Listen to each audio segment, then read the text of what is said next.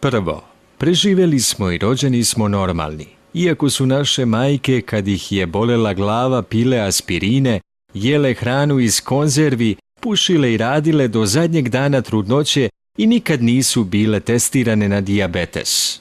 Kao deca, vozili smo se u autima bez pojasa i vazdušnih jastuka i nismo morali imati kacige na glavi za vožnju biciklom ili na rošulama.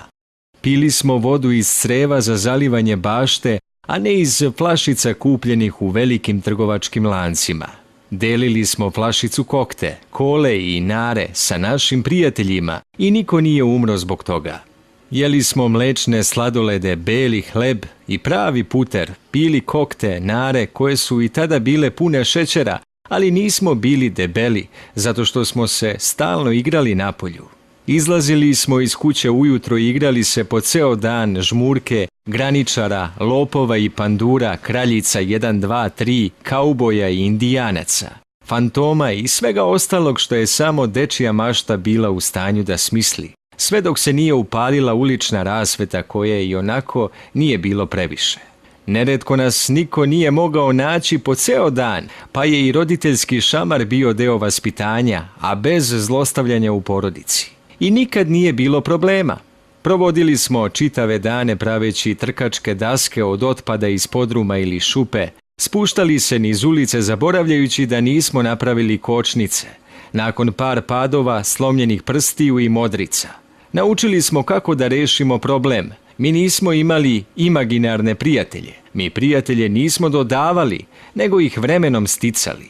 Nismo imali ni probleme s koncentracijom u školi. Nama nisu davali tablete protiv hiperaktivnosti. Mi nismo imali školskog psihologa i vaspitača, pa smo ipak završavali nekakve škole. Nama nisu prodavali drogu ispred škole. Mi nismo imali PlayStation, Nintendo, Xbox, nikakve video igre. Nismo imali 99 kanala na televiziji, samo 2 i to drugi tek od popodne. Nismo imali video rekordere, surround sound, mobilne, kompjutere, internet, chat rooms. Mi smo imali prijatelje i mi smo išli napolje i družili se s njima.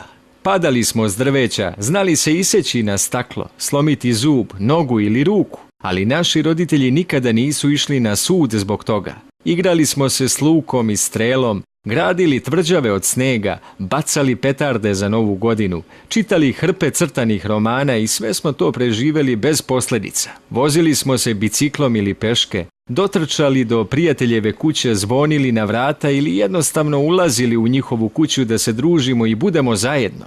Kad upadnemo u probleme sa zakonom, roditelji nisu plaćali kauciju da nas izvuku. U stvari, bili su često strožiji nego sam zakon.